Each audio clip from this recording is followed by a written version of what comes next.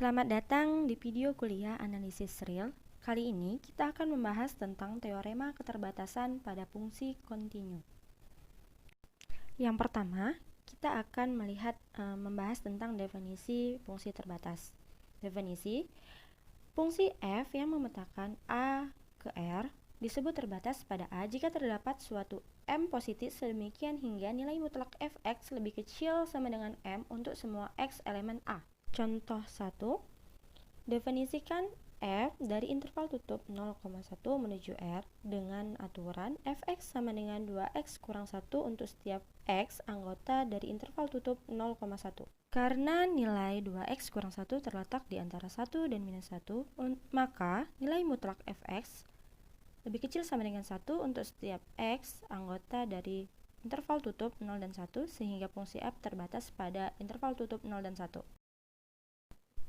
Contoh 2, misalkan gx sama dengan x kuadrat untuk setiap x anggota dari R, ambil sembarang m positif, definisikan xm sebagai akar dari m tambah 1.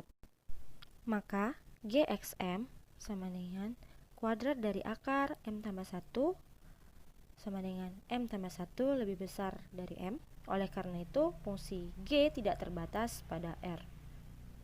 Selanjutnya kita akan membahas tentang teorema keterbatasan.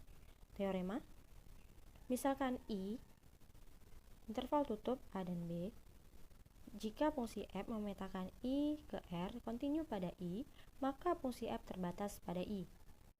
Bukti teorema diberikan sebagai berikut. Andaikan fungsi f tidak terbatas pada I, akibatnya untuk setiap bilangan asli n terdapat xn anggota I sedemikian hingga mutlak fxn lebih besar dari n. Karena I terbatas, maka xn adalah barisan yang terbatas. Berdasarkan teorema Bolzano-Weierstrass, terdapat suatu subbarisan xnk dari xn yang konvergen. Misalkan xnk konvergen ke x. Karena xnk di I, maka xnk lebih besar sama dengan A lebih kecil sama dengan B di setiap k, sehingga x sebagai limitnya juga berada di antara A dan B, sehingga x juga merupakan bagian dari I. Karena f kontinu pada I dan x anggota I, maka f kontinu di x, sehingga fxnk konvergen ke fx. Kekonvergenan fxnk mengakibatkan barisan fxnk terbatas. Tetapi hal ini bertentangan dengan konstruksi fxnk, yakni mutlak dari fxnk lebih besar dari nk, lebih besar sama dengan k untuk semua bilangan asli k. Jadi pengandaian kita itu salah. Jadi fungsi f terbatas pada I. Contoh terkait teorema keterbatasan. Contoh 3, misalkan Px adalah suku banyak dan I adalah interval tutup dan terbatas. Karena P kontinu pada I dan I adalah interval tutup dan terbatas, berdasarkan teorema keterbatasan, maka P akan terbatas pada I.